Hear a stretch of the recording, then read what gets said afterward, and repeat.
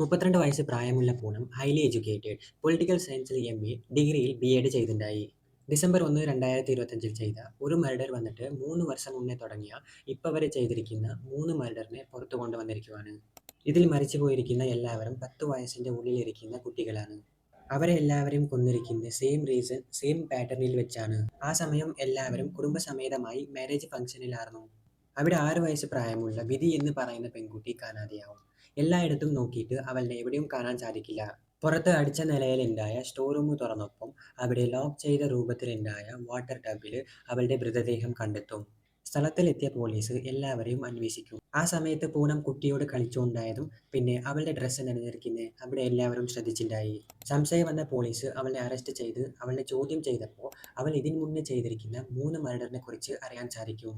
ആ 3 murder same reason, same പാറ്റേണിൽ വെച്ചാണ് ചെയ്തിരിക്കുന്നത്. ഈ കൊലപാതകത്തിന്റെ പിന്നിലുള്ള മോട്ടീവ് പൂനം ബ്യൂട്ടി കോൺഷ്യസ് ആയിരുന്നു. ആരും അവളെക്കാട്ടിലും സുന്ദരമായി കാണാൻ പാടില്ല എന്നായിരുന്നു അവളുടെ വിചാരം.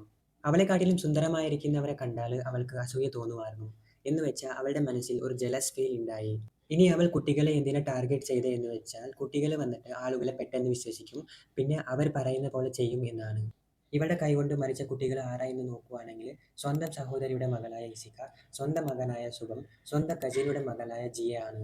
പൂനം ഇവരെല്ലാവരെയും കൊന്നിരിക്കുന്നത് സെയിം റീസൺ, സെയിം പാറ്റേണിൽ വെച്ചാണ്. പക്ഷെ വിധിയുടെ മരണത്തിന്റെ ശേഷം ശരിക്കുള്ള സത്യം പുറത്തു വന്നിരിക്കുവാണ്. ഇവിടെ വളരെ ഷോക്കിംഗ് ആയിരിക്കുന്നത് ഹൈലി എഡ്യൂക്കേറ്റഡ് ആയ ഒരു പെണ്ണാണ് ഈ ക്രൂരമായ കൃത്യം ചെയ്തിരിക്കുന്നത്. ഈ കേസിനെ കുറിച്ച് കേട്ടതിന് ശേഷം നിങ്ങൾക്ക് എന്തുവാ പറയാനുള്ളത്? കമന്റ് ചെയ്യുക.